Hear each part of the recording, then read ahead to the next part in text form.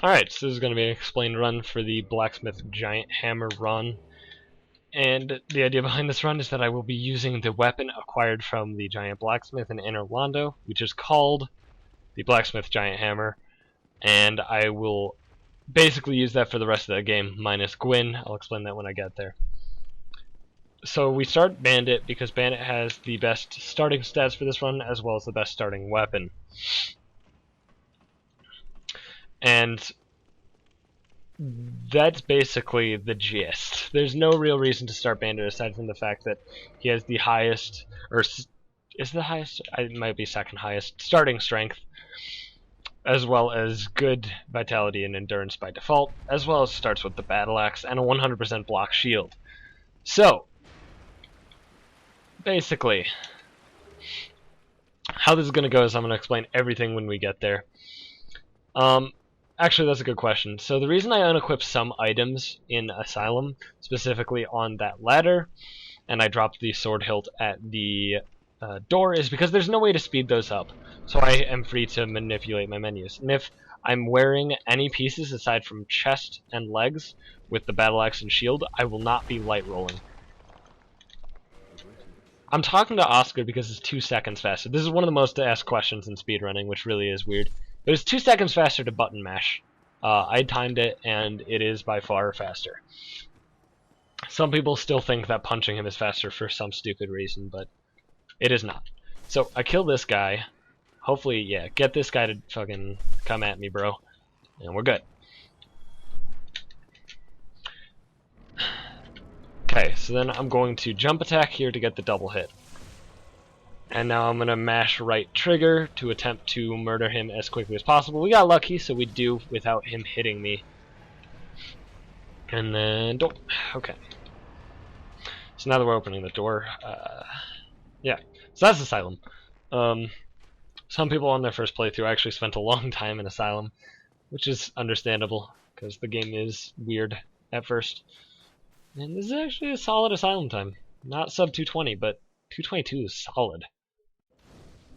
Alright. Picking up these humanities as extra healing items. I'm going to go through the Berg because I want resin as well as the club.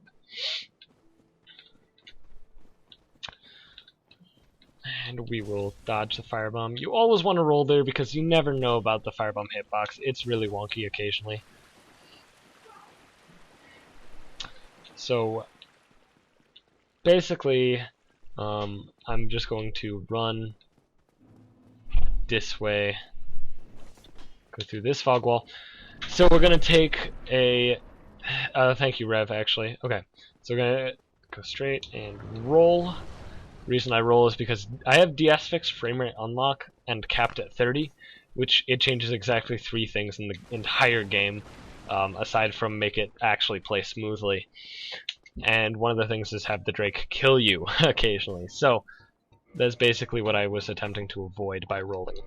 So then I'm going to buy the bow. I'm going to buy like 15 arrows, sure. Just however. Something above 10, like a little bit above 10, as fast as you can.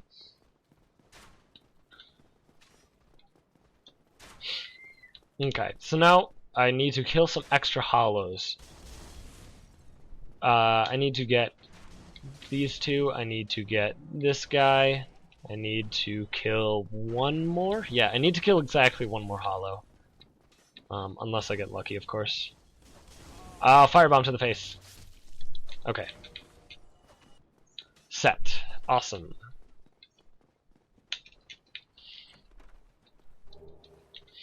Yeah, actually, you bring up a good point, Sork. People have said that dying to the Drake is a PS3 thing as well. And I think it's just based on the way the PS3 renders the game. The other thing is that hollow dying on the barrel. And then the last thing is that the Iron Golem's first attack is actually placed a little bit higher for whatever reason, which is a little wonky. And debatably, it's not confirmed, it's not necessarily denied yet. The combustion spell in Pyromancy might be messed up on certain graphics cards.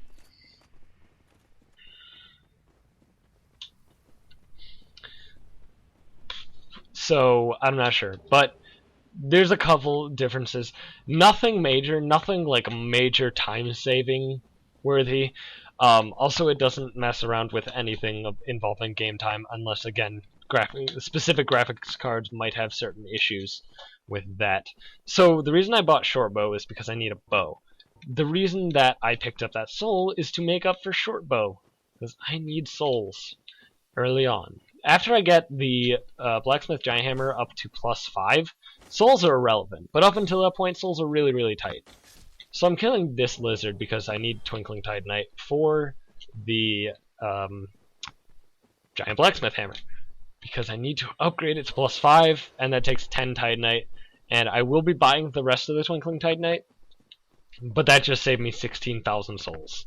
So killing that lizard is basically getting 16,000 souls, but in sort of a deposit, a little bit of a yeah, for the future. Okay.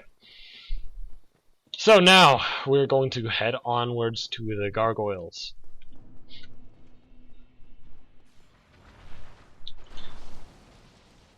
So the gargoyles are a very, very hit or miss fight. In my last attempted recording of this, I had an awful gargoyles fight, but hopefully that won't happen to us again. So as you can see, I have approximately enough souls to level up 3 times, which is completely intentional. So 17, there we go. As you can see, killing the extra hollow was unnecessary because the barrel hollow killed himself. But if he didn't kill himself, killing the extra hollow was 100% necessary. And seeing as there's a chance that he won't kill himself, I wanted to be safe, essentially. So now, this route is pretty straightforward. What I'm going to do is I go up this staircase, hugging this side, wait until he comes at me, lock on, hold shield up, strafe around to the right. I got lucky and needed the jump back, so basically no matter what I did, oh, this is messy. Alright. That part's a little more RNG dependent, but fortunately we got out of it alright. So, RNG, I'll explain that now before somebody asks in the comments, because people have on all of my other videos, even though I swear I explained it like every video. So RNG is random number generator, or random number generation, the act of generating a random number, and this game happens to do it with AI. So based on proximity, it has, well, and a variety of other factors, it has a pool of things to choose from, and it'll choose something because of that. And if you're unlucky, you might just get screwed. So the reason I chopped the gargoyle's tail is because it takes 2 hits to stagger the gargoyles, right? Like so. And chopping the tail counts as one of those hits, as well as doing a special kind of stagger.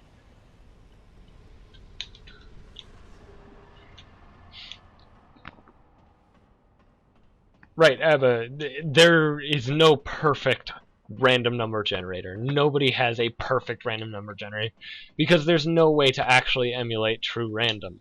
But what they do is they take a variety of factors and basically figure out a random number from that variety of factors that aren't necessarily, you know, known.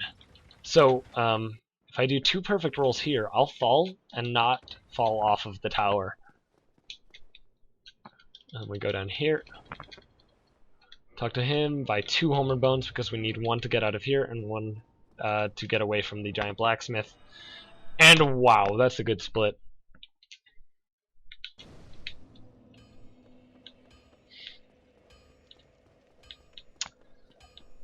Okay. So I'm buying 9 Titanite shards from Andre. There we go. Club. And then I will upgrade the club to +5. Unfortunately, we got the Andre dialogue, so that lost a speck of time. Not too bad. And as you can see, we will level up strength to 18 now.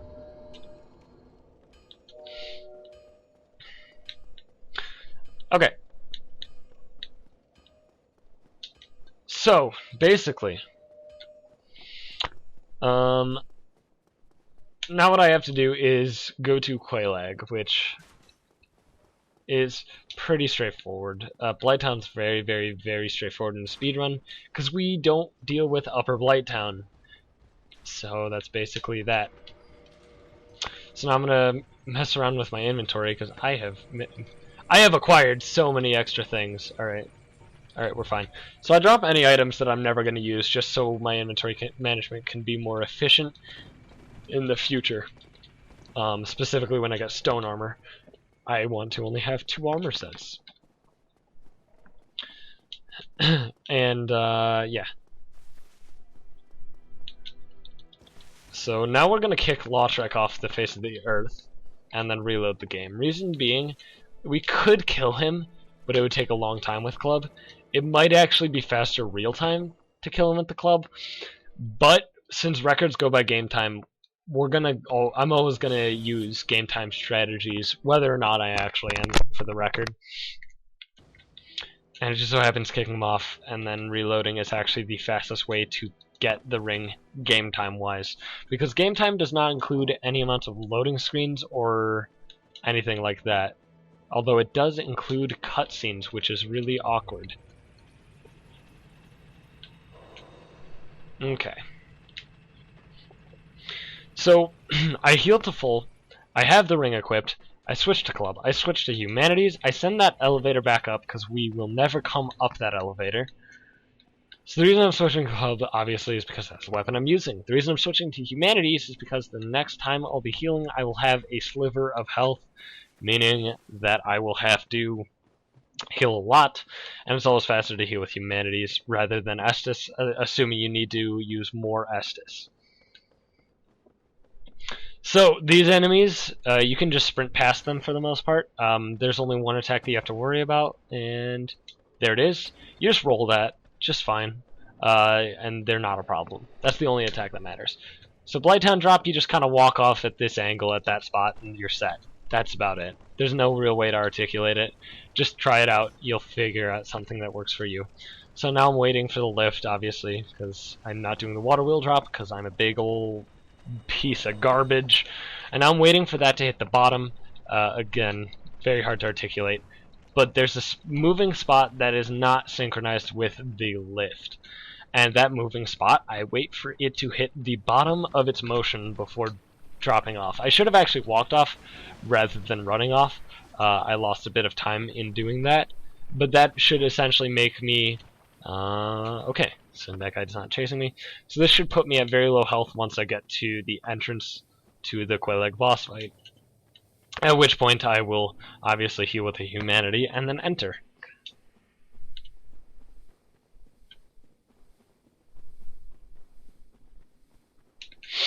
Okay, so the Quelaag fight is fairly straightforward. As long as I hug her nose, or the spidery nose thingamajig, there's nothing really that she can hit me with aside from a few select attacks, but obviously everything is very, very well telegraphed on the Quelaag boss fight. So, as you can see, I know she's doing the long spew, so I can get about 5 hits in. And then she's going to do that. So that you can either walk away or go to the other side of her when she lifts up her legs. Now, I decided to walk away because going to the other side of her would put me in lava. So, no thanks. She's going to jump.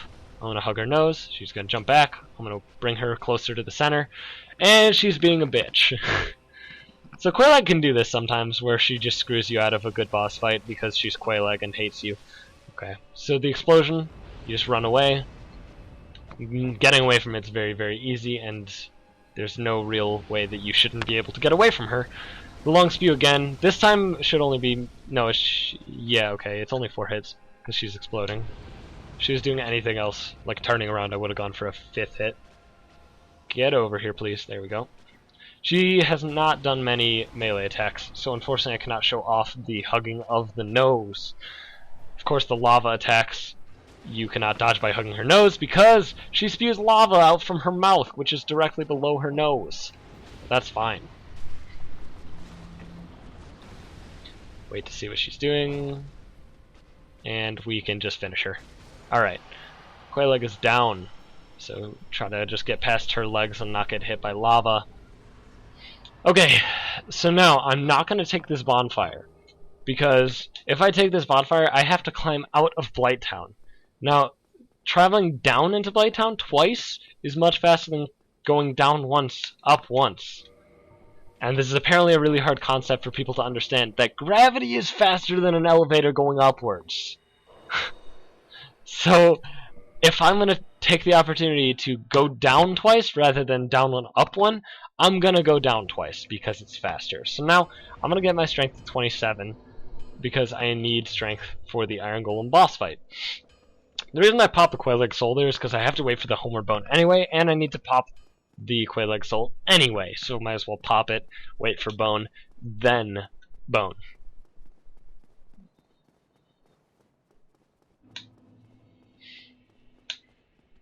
Okay, so the reason I'm saving 18k souls, and in fact I should have 19, this is a little wonky. I have lower than usual, and I have no real explanation for it.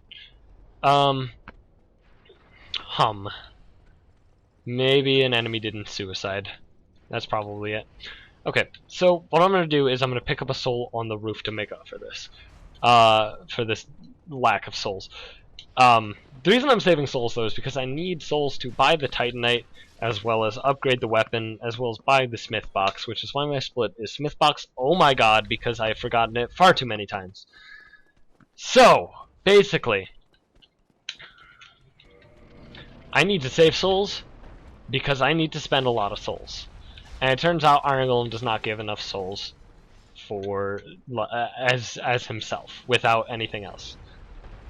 So as long as you backstep, you get infinite poise, and the boulder you'll just pass straight through the boulder.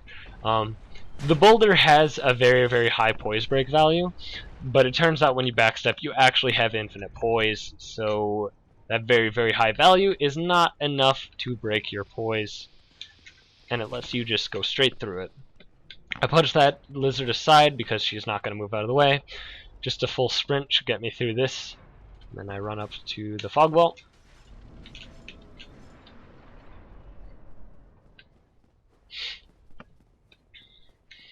And now I'm on the roof. And this deficit of souls will be made up with this pickup that is an 8k soul. It is so many souls! And that's basically all I need. So what I'm going to do is I'm going to actually full sprint until I get to 0 stamina-ish. Then I'm going to Estus twice, actually. The Estus is purely out of safety. Because I would rather not die to Iron Golem. That would be bad. So I am going to invest the small amount of time to Estus for safety. So this guy obviously is standing in the doorway. Fortunately, we got actually pretty lucky. He was not as in the doorway as usual. So this is why we got 27 strength, is because now the club does exactly enough damage with its whatever value, its hidden value, to actually break the, I guess, guard, to stagger Iron Golem in 3 hits, like so. And then we just 2 more hits, and he falls off the face of the earth, and we never have to deal with him again. That is it. Iron Golem down. So I don't split yet, I split at the elevator. Reason being, I don't have to, like, actually do any... Like, if I split there, I have to fumble between holding both of my hands on the controller and hitting the button on my computer. Which is just gross, and I don't want to deal with that. So as you see, we have 60,000 souls. It's going to take us 64,000 to buy the 8 Twinkling Titanite that we still need, because we're at 2, and we need 10 to upgrade the hammer to +5. So we have 2 consumable souls worth about 20k altogether. So basically, I need the 64k for the Titanite. I need 10k to upgrade, because it's 2k per upgrade, and it's 5 upgrades, so that's 10k. So that's 74,000, and then I need 2k for the Smith Box, so that's 76k. So we will have exactly 4,000 to spare, which is cute. As you can see, we pop both souls. Now, because I popped 2 souls in this elevator, I can't actually do the fastest way of jumping off that elevator, but we can still jump over that railing with a certain angle, which we will also do later in Anne Orlando. So now here's the part... Oh, I forgot to split, actually. That's like the first time that's ever happened. Sorry, chat. Oh my god, I feel awful. As I was talking about it, I was like, wait a second, I shouldn't forget. So that split's inaccurate. In fact, I believe it was like a minus something, minus like 5 split. Regardless. Yeah, I'm fired. I'll just go kill myself now, guys. Sorry. Sorry, chat. I feel bad. So pause. As you can see, pausing, he can't backstab me. Normally he would have backstabbed me there, but I paused, so he can't. I don't know why, but it works. Discovered by me. So I don't know. So I'm gonna just pop a Twin Humanity here because I'll need to multi-Estus, and it's faster to pop Humanity than multi-Estus. Pop it once my stamina is out for optimal stamina usage.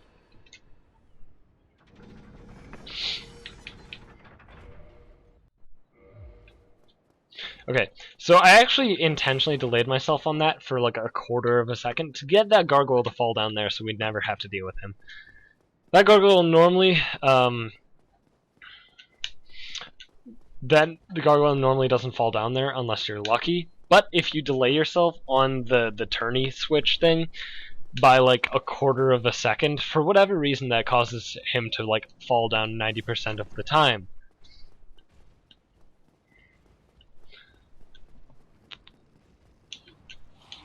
Okay, so the pausing to stop backstab thing only works on Painting Guardians. I've tested on every single thing in the game.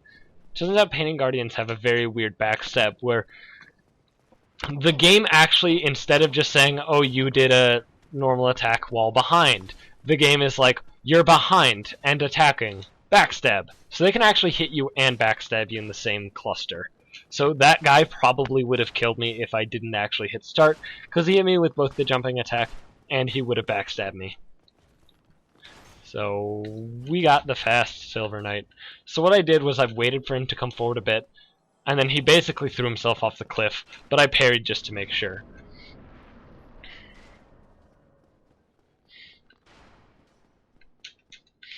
Okay, so now we have the Smith box split, which I have here because I've forgotten the Smith box far too many times. And if you forget the Smith box, the run's over!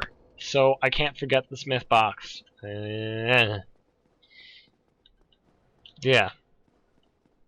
So this jump here, again, just certain angle, certain height, you can jump over certain railings in Anne Orlando because they decided to not have invisible walls.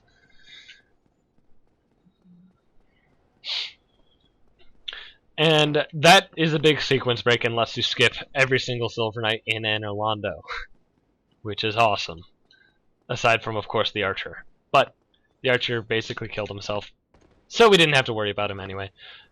Alright, so now I'm going this way because, one, it's faster because gravity, and two, I need the bow. So, plunge attack will double hit, like always, on that enemy, and the double hit happens to just kill him. Oh, cool. This guy didn't jump us, so we can just hit, jump attack, he dies, hold sprint, run against this gate. That guy will actually just de-aggro for no real reason at all. Here's the giant blacksmith. Unfortunately, we will not be seeing much of him in the near future. So by all of the things, that was a little fast. I'll tell you what I bought in a minute. So basically what I bought was the 8 more Titanite that we needed, the Smith box that we needed, as well as 4 Dragon Slayer arrows. Reason being, you either buy 2 or 4. Reason that you buy those is because you need a certain number to kill Ingward. And if you buy 2, that's the exact number, you'll have 3 arrows. That's how many you need to kill Ingward. If you buy 4, that's assuming you mess up once. Simple as that. That's a good split. So now I'm going to reinforce the hammer to +5 with my 10 Titanites and 10k souls, and then we'll put everything else into vitality. And we are not light rolling. Oh, we are. Okay, so we can keep the braces on.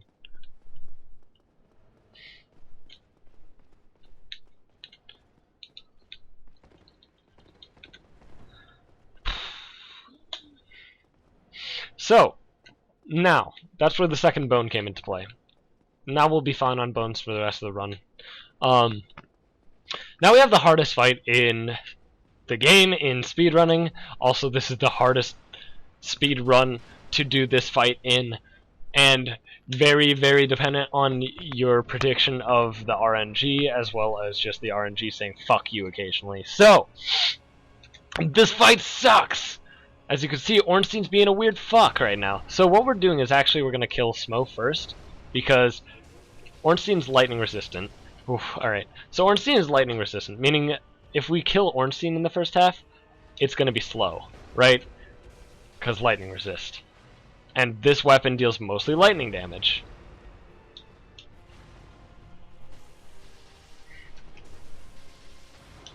And fortunately, we got good AI.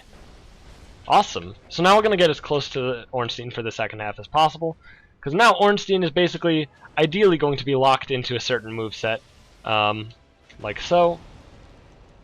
And then we jump attack, and he dodges. So, as long as you stay close to Ornstein, his AI can only choose from a certain number of moves. And those moves include the butt slam, the grab, that jump back, as well as just standard jumping back, dodging. So it turns out that this fight is fairly trivial as long as you can get the selected moveset. It just takes a while. So as you can see, when he jumps back, he gets one free attack, but as long as you roll through his legs, you basically dodge it all. If he does the grab, you just hug the forward knee, which is his left, your right, and it will dodge it 100%. Butt stomp, you do like one roll and maybe half a step backwards. And then you jump attack back in because he's vulnerable and it does the most damage. And the jump attack with this weapon is just an R2. And we appear to have found an AI loop of some variety. There we go. That was awkward. I didn't really want that AI loop. Oops. This could be messy. Alright, we're fine. No, we're not. So that attack again, the timings. So this small moveset that I said is so fucking easy to deal with. When he jumps back, it throws everything out the window, and he can do anything. What am I doing?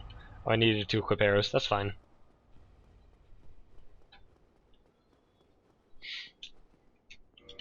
Alright.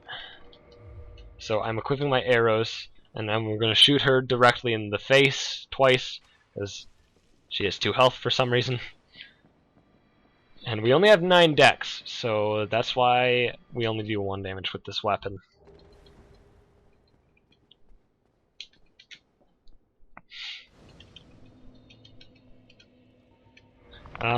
Perish. Away! So now we have Sif. Sif is an interesting one. So what I'm going to do is, whoops, I'm actually going to level this up to 20 because I can right now. And I don't really need any amount of any other stuff. Also, yeah, sorry, I killed Guinevere because she drops the Lord Vessel, and we need the Lord Vessel. So 27 strength, just whoops. I don't know why I hit RB a third time. 27 strength is the sweet spot for a lot of bosses. That includes obviously Iron Golem, 3-hit stagger, 2-hit break guard. It's the sweet spot for, well, it's not the exact sweet spot for Andre. It's 1 point wasted for Andre to 2-hit him. It's the sweet spot for Pinwheel to 3-hit. It's the sweet spot for the 3 Kings fight. It's just overall a very, very good strength value to have. The reason I got the 20 dex is because I need 20 dexterity and whatever the strength is to use the great bow that I picked up in Anor Londo to kill Ingward. And since I'm doing that as the first Lord Soul, I need that as soon as possible.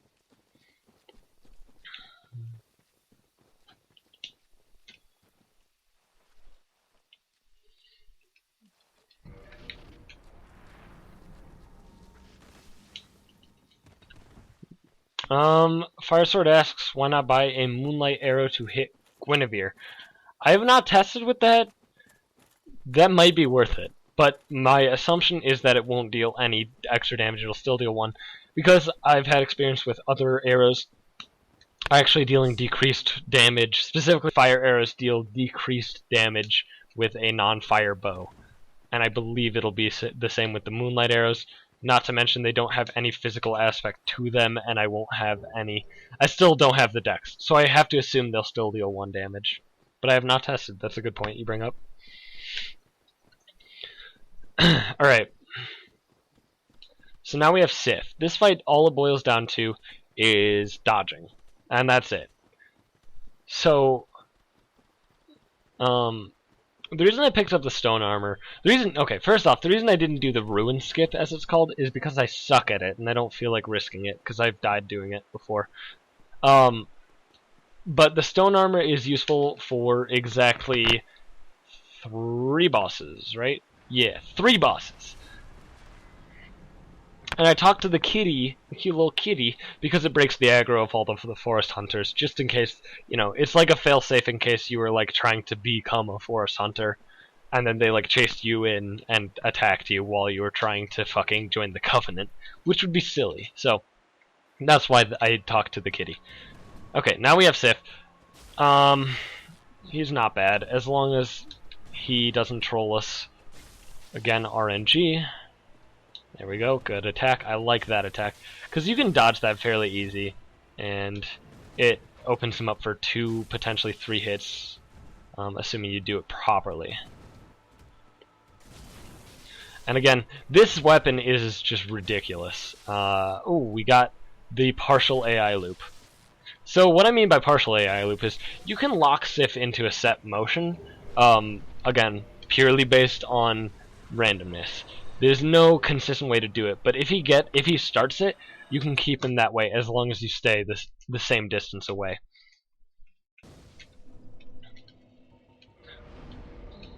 Oh, I should have leveled up before going to Firelink. Did I say 3 bosses? No, it is useful against 3 bosses, guys. Gwyn. Okay, so now I'm just going to level up a bunch of vitality and endurance because I don't need to do anything else. And then we're headed this way. So the reason I'm doing 4 Kings first is because it's actually optimal to deliver the Lord Vessel with Koth if you can, if the run allows it. And it turns out this run does allow it, as long as you do what I have done. And so yeah. I'm equipping the bow, I'm equipping those arrows, I'm going to equip the Covenant. The reason I can do all of this stuff in this elevator is because it's an elevator, so it's on a set motion, there's no way to optimize it anymore. So basically, just anything I can do to use my time, I will do, which, menu manipulation, fantastic thing to do on an elevator. So, I have this enormous looking bow with 5 arrows. So the reason I have 5 arrows, like I said, you have 1 from picking up the bow, and you want to buy either 2 or 4 from the giant blacksmith based on your own, you know, your own trustworthiness in yourself. So the reason being, 3 arrows is enough to kill Ingward, but if you do not get 2 headshots off on Ingward, he will not aggro you and he will be knocked out of your vision. And that would mean you have to quit reload. And if you quit reload, his health is reset. Oh, this is messy. This is, I should probably quit reload. Oh fuck, I'm humanitying. So I messed up my own strat in the ghost house. Or not ghost house, rape room. Normally what I do is I just wait. I run in about halfway into the room, loop back, wait for a second, and then go from there. But I messed it up and went too soon. So I got trapped. Fortunately, I lived. As you heard me say, I should have quit reload. I still agree that I should have. So here's Ingward. You can see him from here.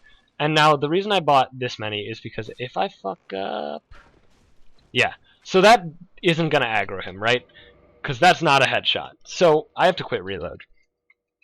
This is why I bought extra arrows, because if I had that with only 3 arrows, I'm screwed!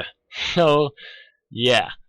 That was a little bit too low. So this weapon is very strange where it hits. You have to aim like pretty high up. That should be good. Yeah, there we go. So now he should aggro, yeah. So he aggro's now because for some reason when you quit reload it like messes the way that his aggro works. But again, I had to quit reload and I'm a big fat idiot. Okay. Cadillac has a good question. Why do you kick that ladder? The reason I kick that ladder is because when you kick that ladder, it normalizes the AI of the ghosts. So essentially, the ghost chasing you will despawn. And it just makes it easier overall. So, the reason I hit B there is because I was expecting to be sprinting right away. but I didn't. My two hands didn't quite agree with each other. So my left hand was like, I'm not holding forward yet, and then my right hand was like, I'm hitting B. So then I backstepped off a cliff. Fortunately, I'm okay.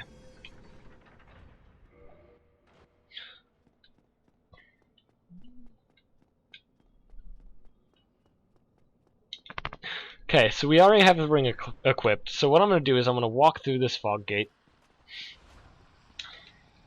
I'm going to equip my hammer, and then I'm going to hold forward, and apparently I was holding forward. So, my Xbox controller, all Xbox controllers really, because you don't have an octagonal gate, there's no exact directions to hold. You'll never hold the same degree of forward. So what I fucked up was I was holding a little bit up left, just barely enough, and it killed me. And this is why I wish I just could carve in an octagonal gate on this. This is another reason of kicking the ladder, in case you die. So, obviously I fucked up. But like, as you guys can see on like the controller display, look at those minor jitters that I get while holding forward. You probably can't even see because like the bitrate won't even allow you to see it. But like, it's just like the fact that it's a circular gate rather than an octagonal gate means that if I want to hold forward, I have to hold roughly forward. If it was like a GameCube controller, I could just hold forward and there would be no questions asked.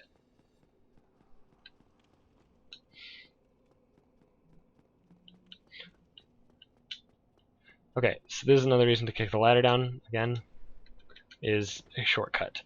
Unfortunately, my frame rate decides to say fuck you at this top of the ladder. My frame rate just tanks. Alright, we're fine though. Because I don't want to die again in this area, because this is like one of the worst spots to die, I'm not going to do that jump again. Instead, I'm just going to walk around this way. This will lose a couple seconds, but like I'm not going for PB at this point, so whatever. Okay, so here's the Four Kings boss fight. This time, hopefully we don't fuck it up. So there you go. As long as you hold straight forward, you're fine. But again, that's really hard to do with a circular gate. And then I'm going to pop a humanity here. And we're going to wait for the first king. Where is you? There you is. Oh, so now we're going to block this. Stop sprinting. Because if you're sprinting, even if you're blocking, you will take extra damage from the magic hit. And I'd rather not. So, we can't get... For some reason, only certain weapons can counter-hit the kings. Fortunately, Blacksmith Giant Hammer cannot counter-hit the kings. So we don't even have to worry about that. As you can see, the king has very low health. But is not dead, right? So now I'm going to just hit him and smack him around. As you can see, I'm still doing damage to him after he's dead because the damage hitbox is still existent. So again, we just wail on him. As long as you're doing nothing but light attacks, you cannot fuck this up. It's actually impossible. And then we'll just Estus because we have to wait for stamina anyway. And he's grabbing. No, Sir Grabby. And as you can see, 2 kings down, and there's less than a third of health left.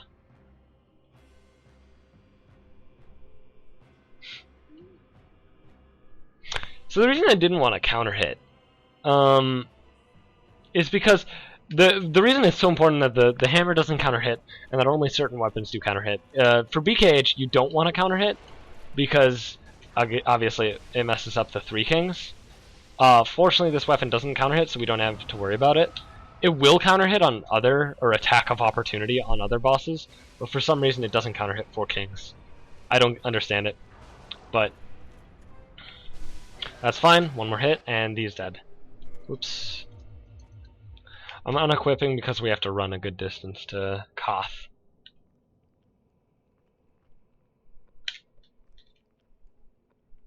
Wait, okay. If you answer no to that question, then you've just wasted your time. Okay. Whoops. To Anowando! Away! So obviously that death is going to cost us almost 3 minutes. Gross. Alright. And now we're just going to like max out on vitality and endurance. Fortunately, this weapon doesn't scale well. Crystal Halberd does, which is what we're going to be grabbing right now. Crystal Halberd does scale quite well, but it's not worth the points put into it. Because the best case scenario is you get like something close to like 30 dexterity to make Gwyn 1 less riposte, which just isn't worth it in my opinion. 2 strong attacks will kill this guy.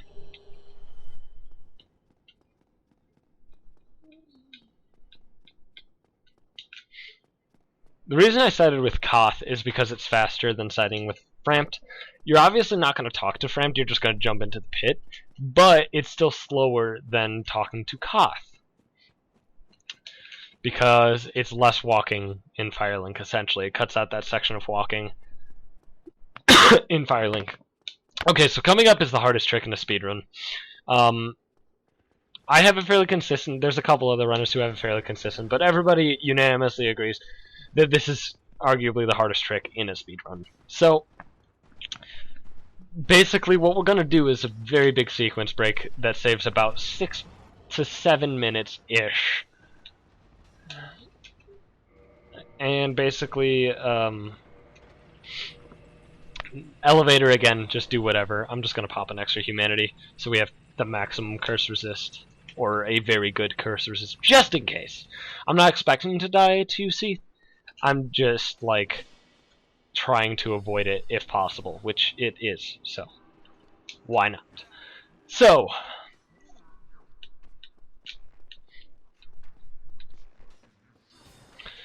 but I don't know what you're talking about, Gwyn. It's not a hard boss fight. Anyway. Okay. Because I have some slight amount of OCD, I'm going to pop another humanity, because I hate having 13 humanities. Ha! So this is what we're going to do. We're going to pull this lever, we're going to do a couple rolls, and then we're going to actually be to Seath. So this makes no sense, but you'll see. Hopefully. That was a weird angle. Again, because there's no definite like directions or angles on the controller, this is a lot harder than it could be if we had something like an octagonal gate. Why would you hinder yourself like that, Abba? Just kill Gwyn with parrying. Like, there's no reason not to. Okay, so what I'm going to do is roll, and hopefully land. Yes, okay, and then I'm going to scoot to the side, angle about this way, roll, and we're set. So that's the Duke skip. And it doesn't look like anything happened because I just kind of was like, derpa-da-herpa, rollity-roll, jump off an elevator. But what it actually ended up doing is it puts us into the second half of the Duke's archives. So we skipped the entire mandatory death jail sequence and climbing out of the jail sequence, and now we're here. So people who have played this game before are and have never seen the Duke skip, which hopefully it's not too many of you, because it's like, I don't know, speedrunning is pretty big. But basically, yeah. Now we're here. Now we get to go straight to the Crystal Caves. So it was about 6 to 7 minutes when done first try. Unfortunately, I got a second try, which is annoying me because that's the second try today, and I normally get a first try. I should just practice it for another day. Okay, so these golems you can just run straight past. They'll basically never hit you. Basically.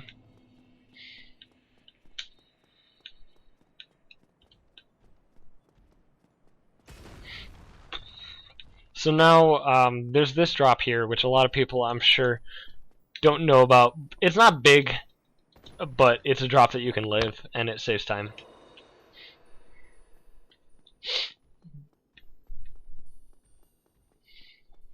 And then this golem is...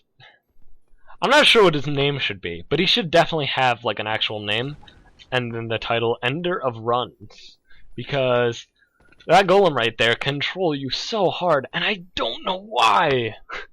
He just sometimes decides to kill you. And I don't understand it, but occasionally he will kill you, and there's nothing you can do about it. Well, there probably is something, but who cares? Us speedrunners are beasts of habit. And if that's not in our habit, then I don't care!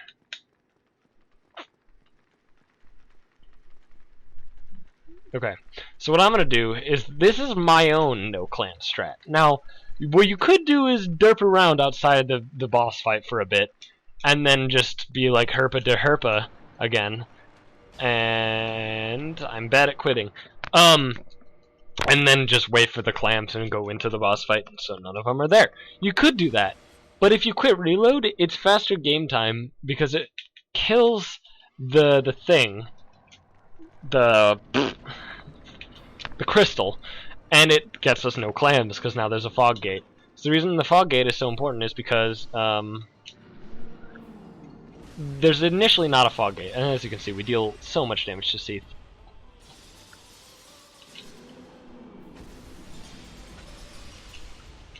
He's gonna explode now, because... oh wow, he didn't. That's awesome. That's what I wanted. Now he's gonna explode. There we go. Alright. So this fog wall isn't there until you hit the cutscene trigger, and quit reloading in a boss fight puts you outside of the fog wall. So basically what that ended up doing was let us have no clams leak in, because if you just run, clams will get into the boss area before the fog wall even goes up. Seath boss fight, pretty straightforward. Couple ways about doing it, but that way seems to be quite efficient. And now we just have Firelink as our hub for the rest of the run. Lost some time on that. Failed to do skip, not surprised. So I'm gonna get 20 fucking endurance. Fucking alright. Which is exactly what I want. So the reason I want 20 endurance is so I can light roll with the stone armor chest piece and nothing else. Now you sorry fool, you could not be the chosen one. So yeah, Frampt is mad, who cares? Doesn't matter. So we're going towards Nido. I'll try to describe my pathway through Catacombs and Tomb of the Giants as best as I can. If I do not, I do have a different video up explaining it pretty much as best as possible. So if it's not quite clear enough, check out that video. It'll be helpful. So now we go to this way, into the Catacombs.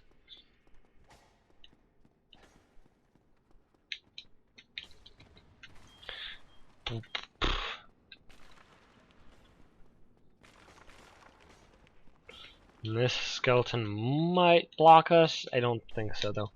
I think I had the timing perfect. So that skeleton... oh, okay.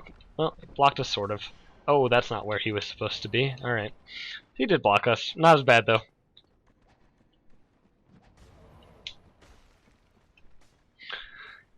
So this is going to seem like it's excessively easy to somebody who's never played this game. Because all we do is drop here, and then we drop here, roll to cancel the landing animation. Just pop a humanity, because we're pretty low on health. And walk off here. You either land on that bone wheel's head, or he just starts rolling beforehand. Either way, it basically eliminates the possibility of bone wheels following you into the pinwheel boss fight, or close to the pinwheel boss fight. That guy came really close. And now we're at Pinwheel. So, Pinwheel, as everybody knows Pinwheel as the boss who's way too easy. Reason being, he was intended to be fought earlier in the game. 2 hits to break his poise, and then 1 more hit to finish him off. And then I'm gonna Estus, hold up my start menu, so the Rite of Kindling message can't actually cancel out my inputs, and that just lets me get up this ladder much, much sooner. And now we have Tomb of the Giants, and obviously we don't have a light source, nor do we want one, because we're not scrubs, and we're trying to make this game go fast.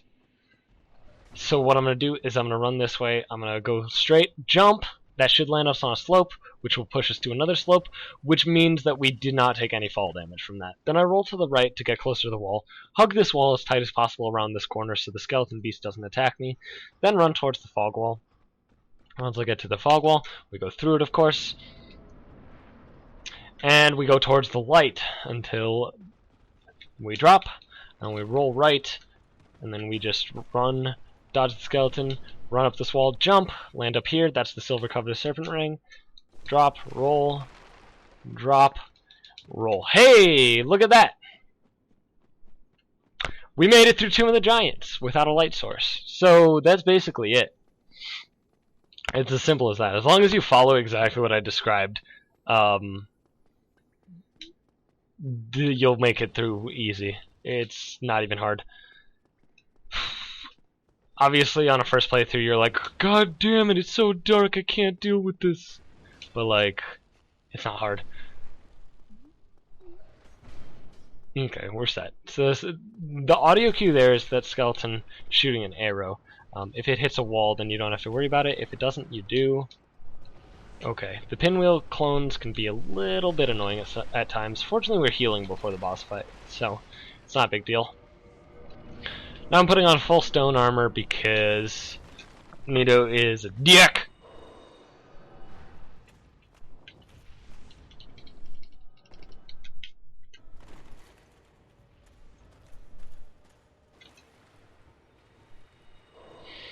No, this is a very, very audio cue heavy section because Nito has a shriek. There it is. So, fortunately I can see him now, so I don't really have to worry about it too much. Oops. Because all you have to do is roll when he's about to stab his sword in the ground. Unfortunately, we're getting really bad luck with Nito. He's both walking very, very slowly and doing a lot of shrieks. But fortunately, we're fine.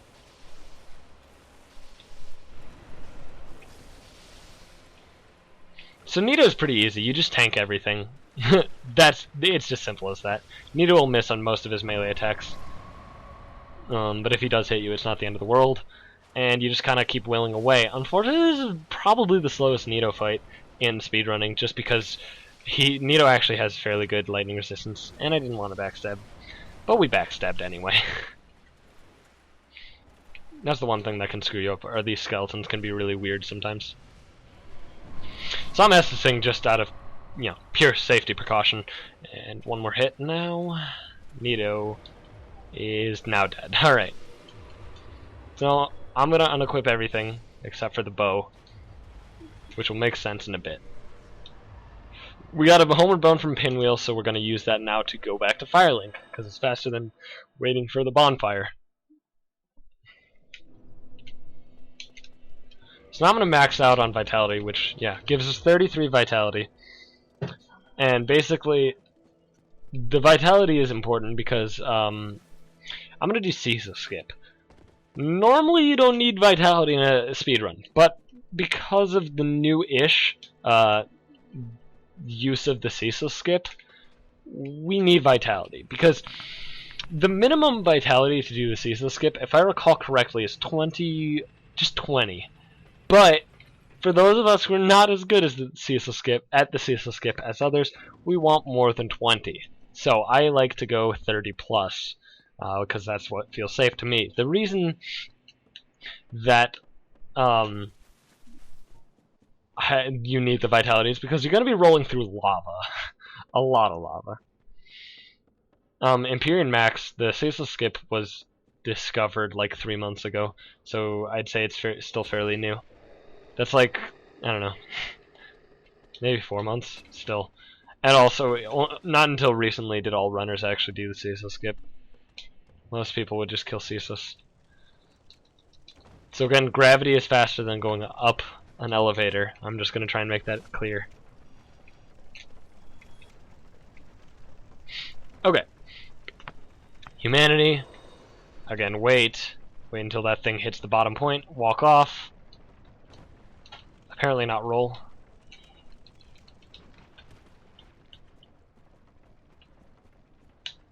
Snacks, I literally just explained why.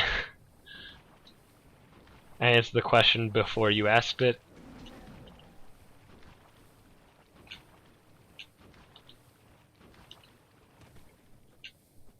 Okay, I can't see over there because the lighting decided to not adjust, but that's fine.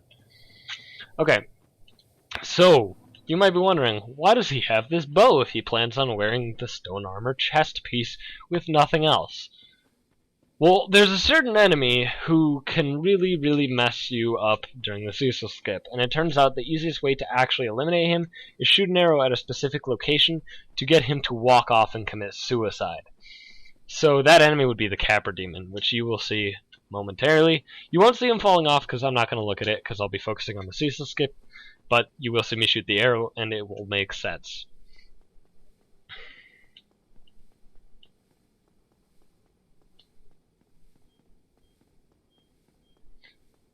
Also, Bill Kokuya, even lighting bonfires does not make them available for warps. I tested this recently, actually.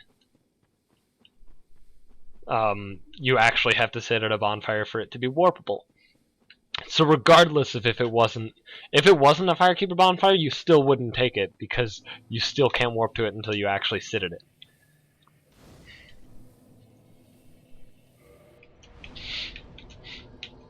Also, Empyrean, I've explained this like infinite times. The water wheel drop part of the Blight Town drop is actually faster, but it's inconsistent because it's based on the very small amount of falling damage that you can take in New London. That's a really strange location for me to shoot that arrow. It still should be fine though.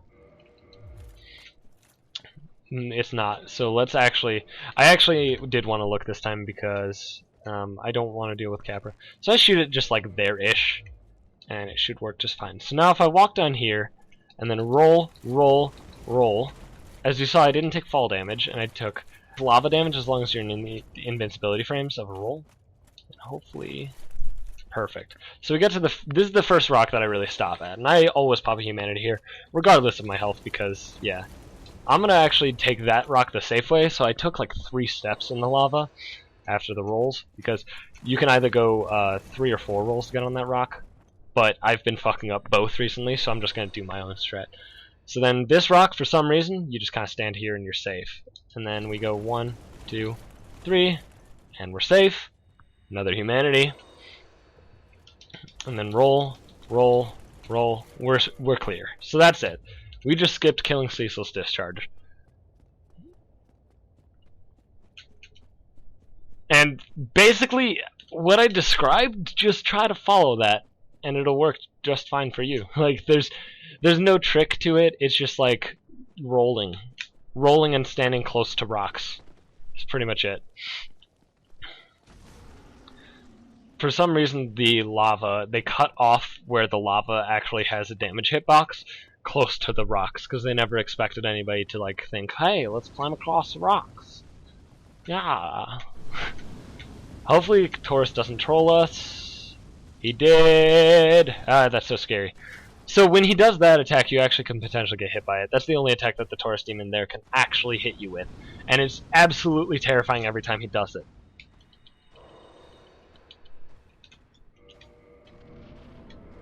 So now we're equipping our weapon plus shield. I always like to have a shield equipped, just in case I'm in a really, really strange situation that would actually be better to switch to shield and basically, yeah.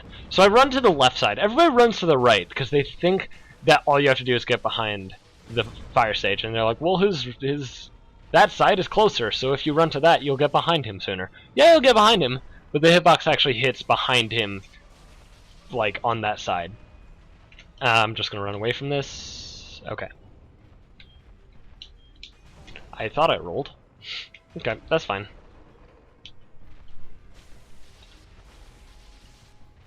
Okay, so Fire Sage is being a little dickish today. That's fine though.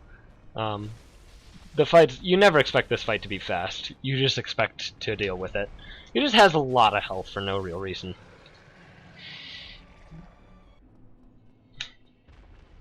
Okay. So now this next bonfire is 100% out of pure safety. Just like the bonfire I took before the Cecil skip. Those bonfires are... both the bonfires that I'm taking in this area are pure safety. There's no reason to take them if you're going for record.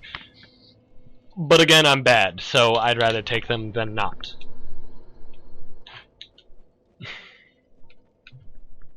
So, I don't know why I jumped there. I guess I fumbled with the controller. I jump here because fastest way between 2 points is a straight line, and that's pretty much that. Because that branch is really, really curvy, so yeah. So now we have Centipede. Centipede can be very, very troll-tastic occasionally. Hopefully we won't get to see that, and if we do, I'll obviously tell you. So here, if you do a good roll, you don't take any damage on that first stretch. And then here you should take 1 to 3 hits, depending on your rolls. Took 1. Now I'm going to stand kind of this way to coax him into that attack, or the jump attack. Either one works just fine. We got a good one, though. Gangnam Style! Oh, damn. So he does Gangnam Style. Damn it. This is messy. Jump attack, that's what I want. So the jump attack is really convenient because, 1, it gets the centipede into like a good spot. Also, he's doing this jump attack. Okay, that attack, where he throws the explosion down. You just really have to fight these bosses enough to like understand which attacks are which. Alright, that wasn't too bad. Not too bad. So now I wait for the ring. It's always 1 click down from the Covenant of Artorias. That's another reason that I don't switch my Covenant out. That, and I don't need anything else, so. Okay. So now, we will run across the lava fields because our ring lets us do that. As you can see, the frame rate's bad, but if I look down, the frame rate's actually solid. So like, this is a way of, this is just lag reduction, this is for real-time strats. It's just looking down, but it doesn't matter, because any amount of lag is just completely eliminated in game time, because game time is based on frame count. Or frame count generated by the engine, essentially. It's really complicated, and I don't even fully understand it. All I know is that lag doesn't attribute towards it, because it counts frames.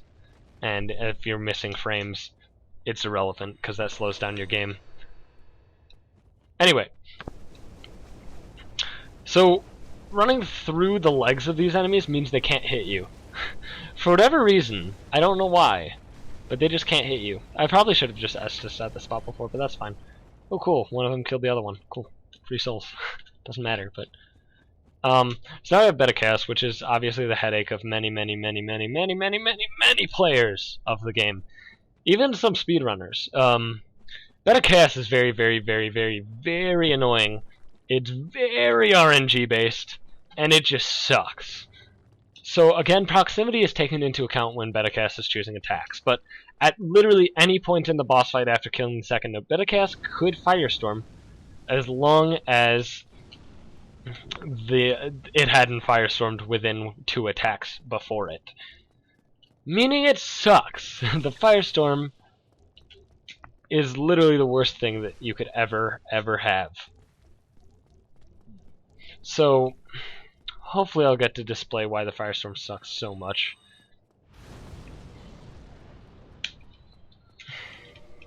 So I'm switching to bow because I am not taking YOLO jumps to kill a second node. I'm just gonna punch one, shoot the other.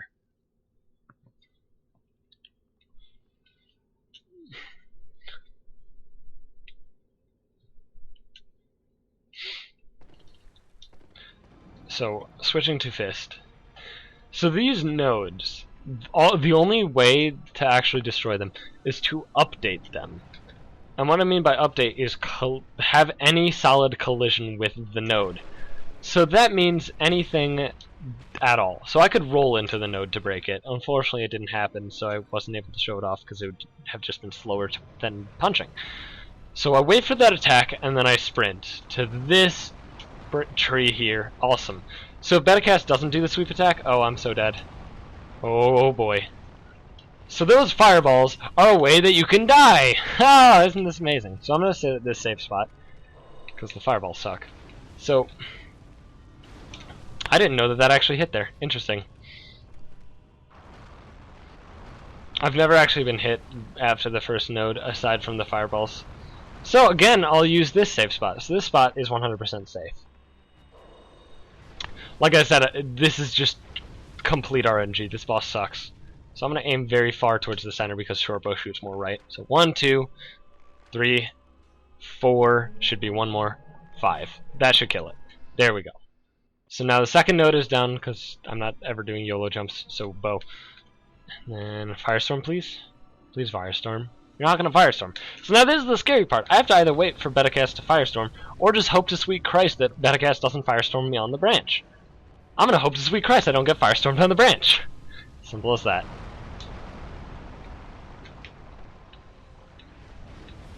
We did not. Fantastic.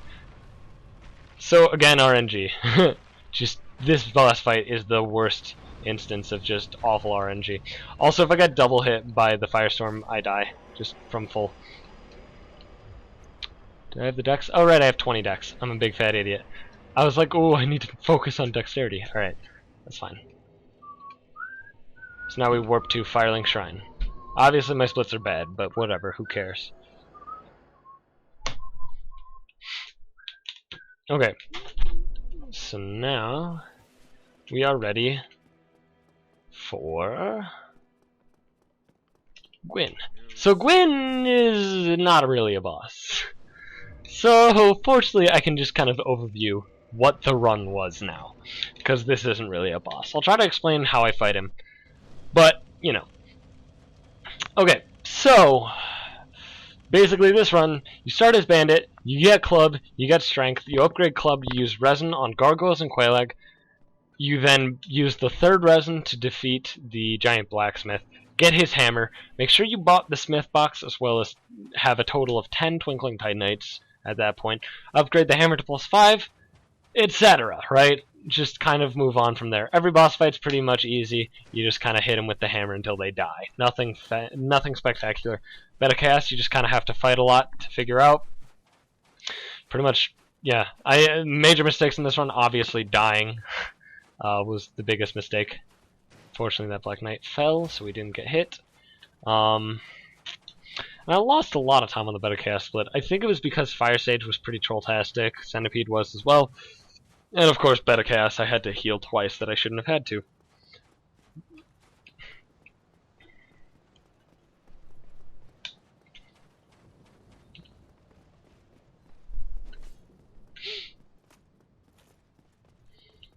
Okay. So, now, Gwyn. What I'm going to do is I'm going to AI loop. Now, this only works with certain weapons and is still somewhat luck-based, but for the most part is fairly consistent, about 80% consistent. That's about as consistent as you can get in Dark Souls. So what I'm going to do is lock on, roll. Ooh, I got hit. That's weird. He's going to grab, he's going to miss. I will get one free hit in. I do want one free hit. So now I'm going to parry riposte immediate, not switch to two hands or anything. Lock on, Estus the second I can. He's going to do two-handed attack almost always now. We got the loop. Hopefully. He only has a couple attacks he can do here, and fortunately all of them are quite easily parryable, and that extra hit is ideal because now Gwyn will die in 3 hits. As long as you Estus consistently, it's basically an AI loop. And actually he might just die in one more riposte. We're good. And I do want to check game time, actually. So I can't watch that ending cutscene. So I saved 12 seconds on Gwyn somehow. I'm not sure how that happened. But that's pretty much the run, guys. I'm checking game time, and there's not much else to say. Hope you guys enjoyed watching, and people on the stream, please be sure to follow me. I love to interact with chat and everything. The reason I didn't in this run is because I'm doing this mostly for YouTube. People on YouTube, please check